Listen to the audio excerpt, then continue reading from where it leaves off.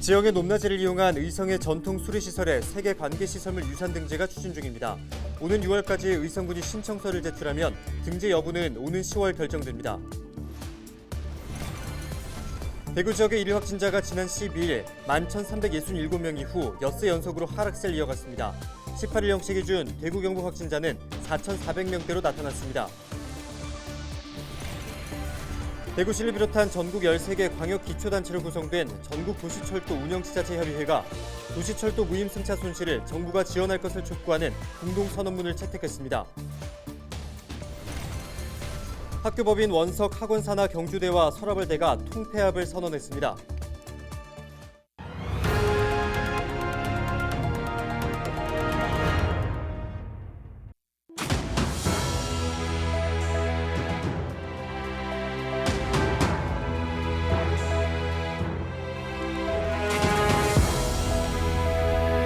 여러분 안녕하십니까? 헬로TV 대구 경북 뉴스입니다.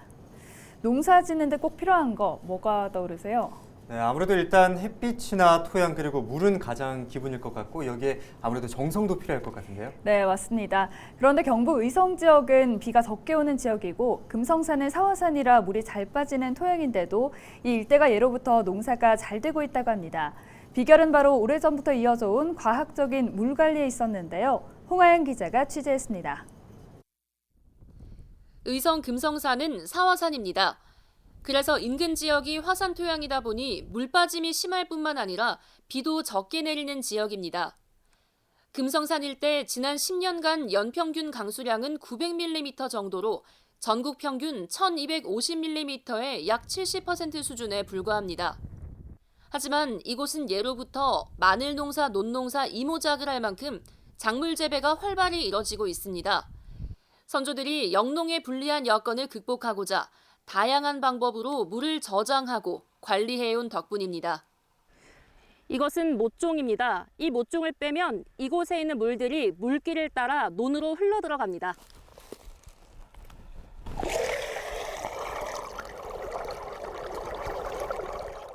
갈수기 수위가 낮아졌을 때 아래쪽 모종을 빼면 또다시 물 공급이 가능합니다. 지표에 있는 따뜻한 물부터 빠져나가기에 냉해도 예방할 수 있습니다. 의성군이 2018년에 국가 중요 농업유산 제10호로 등재한 의성 전통수리 농업 시스템을 세계 관계시설물 유산으로 등재하기 위해 나섰습니다. 세계 관계시설물 유산은 농업을 위해 100년 이상 운영된 물관리 시설물을 대상으로 국제관계배수위원회가 등재 여부를 결정합니다. 현재 15개국 105곳이 등재돼 있고 우리나라엔 7곳이 있는데 만약 의성이 올라간다면 경북에서는 최초입니다. 모내기 할 때 일시적으로 물이 많이 필요한데 비는 적게 오고 또 지형적인 조건 또 토양적인 조건이 그러다 보니까 그 물을 아껴 쓰는 그런 시설들이 대단히 강해서 물을 아껴 쓰고 나누어 쓰고 하는 지역 공동체 문화가 발전하기도 했습니다. 의성군은 지역민에게 전통수리 농업 시스템의 가치를 전하고 이를 통해 지역 관광 사업을 활성화시킨다는 계획입니다. 세계 관계 시설물 유산과 더불어 UN FAO에서 지정하는 세계 농업 유산 등재도 함께 준비하고 있습니다.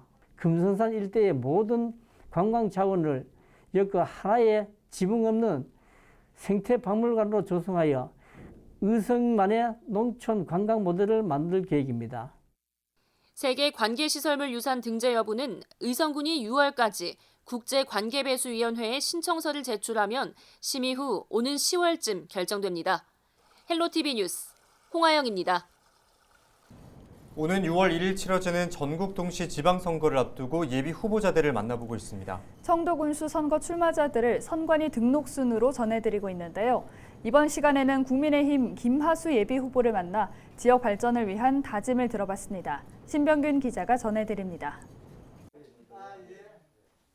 제9대 11대 경북도의원을 역임한 김하수 예비 후보, 도의회 행정보건복지위원장을 지냈습니다. 인구 증가가 청도 발전의 동력이라며 지방 소멸을 막겠다는 사명으로 청도군수 선거에 출사표를 던졌습니다. 청도가 소멸지역 6위로 등록이 되어 있습니다. 그래서 인구 증가 정책을 통해서 청도가 새롭게 지속 가능한 발전 지역으로 성장 동력을 새로운 인구를 통해서 성장 동력을 가져올 수 있는 그런 정책을 통해서 청도가 새롭게 디자인될 수 있도록 하겠습니다. 김하수 예비후보는 자신은 복지 전문가라며 청도를 가장 사랑하는 후보라고 강조했습니다. 공정과 상식, 결단력을 자신의 강점으로 뽑았습니다. 청도 국민에 대한 누구보다도 애정을 가지고 있습니다. 그래서 김하수가 가지고 있는 강점인 공정과 상식, 그리고 결단력, 정의, 이걸 통해서 지속 가능한 청도의 발전을 위해서 새롭게 디자인할 수 있는 그런 역량을 갖고 있는 것이 김하수의 강점입니다. 아이 키우기 좋은 청도, 노인이 행복한 청도로 만들고 천혜의 자연 환경, 교통의 요지 등 청도 지역 장점을 토대로 지역 경제를 살리겠다고 덧붙였습니다. 교통의 요지입니다. 그래서 접근성에 문제가 없습니다. 고속도로가 지나가고 국도 25선, 25호선이 지나가는 지역입니다. 그래서 천혜의 자연 조건을 통해서 대단지, 위락단지를 설립해서 대한민국 국민이 다 청도를 올 수 있는 관광단지를 만들겠습니다. 헬로티비 뉴스 신병균입니다. 한 주간 발생한 뉴스를 재정리해보는 시간입니다. 지난 한 주 동안 주요 이슈는 뭐가 있었는지 뉴스민 이상원 기자와 함께 이야기 나눠보겠습니다. 화상으로 연결해봅니다. 안녕하십니까? 네, 안녕하십니까. 뉴스민 이상원 기자입니다. 네, 먼저 지난 한 주 동안 발생한 주요 이슈부터 종합해 주시죠. 네, 윤석열 대통령 당선인이 지역 순회 첫 일정으로 대구와 경북을 찾았습니다. 대구에선 박근혜 전 대통령을 만나기도 했는데요. 어떤 이야기가 있었는지 살펴보겠습니다. 정당별로 대구시장 후보들이 추려지고 있는 상황도 짚어보겠습니다. 끝으로 공직선거법 개정으로 만 18세가 되면 출마가 가능해졌는데요. 대구 경북에서도 만 18세 의원이 탄생할지 살펴보겠습니다. 네, 윤석열 대통령 당선인의 대구 경북 방문 당시 현장 분위기는 어땠습니까? 네, 지난 11일과 12일 윤석열 당선인은 첫 지역 순회 일정으로 경북과 대구를 찾았습니다. 첫날 경북 안동에서 일정을 시작해 상주, 구미, 포항을 차례로 방문했습니다. 안동에선 시장 상인과 지역 유림을 두루 만났고 상주에서도 시장을 방문해 시민을 만나는 한편 구미와 포항에선 산업 현장을 찾아 브리핑을 듣는 시간을 가졌습니다. 이튿날 대구 일정은 오전엔 서문시장을 찾아 시장 상인들을 만났고 오후엔 박근혜 전 대통령을 만난 후 동성로에서 시민들을 만났습니다. 윤 당선인은 대구 경북의 압도적 지지에 감사의 뜻을 전하며 연거푸 어퍼컷을 선보이기도 했습니다. 윤 당선인은 선거 기간 중 약속한 지역 현안 해결을 거듭 강조했습니다. 윤 당선인이 박근혜 전 대통령을 만나기도 했는데 어떤 이야기가 오갔나요? 네, 지난 12일 윤 당선인이 달성군 박근혜 전 대통령 사저를 찾아 박 대통령과 면담하는 시간을 가졌습니다. 낮 2시께 박 전 대통령과 만난 윤 당선인은 약 50분간 회동했고 미안한 마음을 말씀드렸다고 밝혔습니다. 윤 당선인은 회동을 마치고 나오며 기자들과 만나 인간적 안타까움, 마음속 미안한 마음을 말씀드렸다고 말했습니다. 이어진 브리핑에 따르면 윤 당선인은 과거 특검 피의자와 수사 검사로서의 악연에 대해 죄송하다는 이야기를 전했고 박 전 대통령의 정책과 업적을 계승하고 홍보하는 일도 하겠다고 말했습니다. 소식이 전해진 후 한민정 정의당 대구시장 후보는 파면된 전임 대통령을 찾아가며 말하는 국민통합은 공연불에 그칠 것이라고 비판했습니다. 네, 이제 각 정당별로 대구시장 후보군이 추려지고 있다고요? 네, 우선 더불어민주당은 서재헌 전 민주당 대구 동구갑 지역위원장을 단수로 대구시장 후보로 공천했습니다. 서 후보는 40대로 박심과 윤심보다는 민심을 따르는 시장이 되겠다고 출마 포부를 밝혔습니다. 홍일학 전 의원은 민주당 공천을 신청하지 않은 채 무소속 출마를 시사하고 나서 향후 행보가 주목되고 있습니다. 국민의힘은 홍준표, 김재원, 유영아 세 사람을 경선 후보로 결정했습니다. 국민의힘은 21일, 22일 당원 50%, 일반 시민 50%를 반영하는 여론조사와 투표를 통해 23일 최종 후보를 결정합니다. 정의당은 한민정 대구시당위원장, 기본소득당도 신원호 대구시당위원장이 대구시장 후보로 나섭니다. 끝으로 대구와 경북에서 만 18세 기초의원을 볼 수 있을지도 모른다던데요. 네, 지난 13일까지 더불어민주당 대구시당이 지방선거 후보자 공모를 진행했는데요. 신청자 중 만 18세 지원자가 1명 확인됐습니다. 달성 군의원 선거에 도전하는 강동엽 씨인데요. 강 씨는 올해 영남대학교에 진학한 신입생으로 민주당 대학생위원회 활동을 하고 있습니다. 지난 3일 민주당 대구시당 청년위원회가 개최한 청년 출마 예정자 공개 오디션에서 가장 높은 점수를 받기도 했는데요. 강 씨는 나이를 무기로 삼지 않고 능력을 검증해 보이겠다는 각오를 밝혔습니다. 경북에도 민주당으로 경주 시의원에 도전하는 만 18세 김경주 씨가 확인됩니다. 김 씨는 언론 인터뷰를 통해 젊은 시의원 뽑았더니 제일 잘하더라는 이야기를 지역 주민에게 듣고 싶다고 말했습니다. 네, 지금까지 이상훈 뉴스민 기자와 주간 이슈 살펴봤습니다. 고맙습니다. 네, 감사합니다.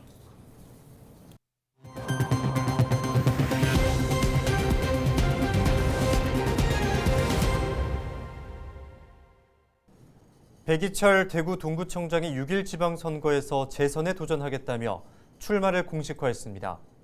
백 구청장은 18일 동구청에서 기자간담회를 열어 동구의 위대한 발전과 주민들의 번영을 위해 다시 한번 헌신하겠다며 출마 의사를 밝혔습니다. 다시 한번 재선에 도전해서 우리 동구를 세계적인 도시로 만듦과 동시에 대구, 경북, 제도약의 발판으로 또 밑거름으로 삼고자 합니다. 배 구청장은 군공항 이전 부지를 세계적인 금융상업 관광 명소로 조성하고 동구를 첨단산업 허브 도시로 발전시키겠다는 포부를 밝혔습니다. 18일 0시 기준 코로나19 일일 확진자는 대구가 1,626명, 경북이 2,789명으로 집계됐습니다. 대구 지역의 일일 확진자는 지난 12일 11,367명 이후 엿새 연속으로 하락세를 이어갔습니다. 대구시는 중증병상 중심으로 치료 체계를 개편하는 등 일반 의료 체계로의 단계적 전환을 추진할 방침입니다. 경북 지역은 모든 시군에서 확진자가 1,000명 미만을 보이고 있습니다.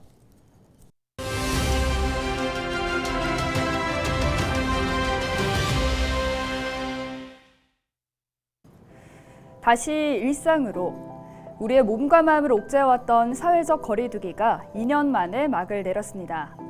모임 인원수, 영업시간, 영화관이나 야구장에서의 음식 제한, 박탈당했던 자유를 드디어 되찾았죠. 딱 하나 남은 건 마스크 착용인데요. 실외 마스크 의무 착용도 이르면 2주 후부터는 해제될지 모릅니다. 또 25일부터는 코로나19가 2급 감염병으로 하향 조정될 텐데요. 한 달 후인 5월 말부터는 확진돼도 격리하지 않은 채 일상 속 치료가 원칙이 될 것으로 보입니다. 이 얘기는 직장인의 유급휴가나 재택치료 지원금 등이 없어질 수도 있다는 거죠. 게다가 검사비와 치료비 지원도 줄어들면 환자 개인의 부담이 커질 수 있기 때문에 형평성 논란도 제기되고 있습니다. 2년 만에 되찾은 자유를 제대로 누릴 수 있을지는 각자의 개인 방역에 달려있다는 지적이 나오는 이유겠죠. 지금까지 데일리 브리핑이었습니다. 네, 경주대와 서라벌대가 통폐합을 선언했습니다.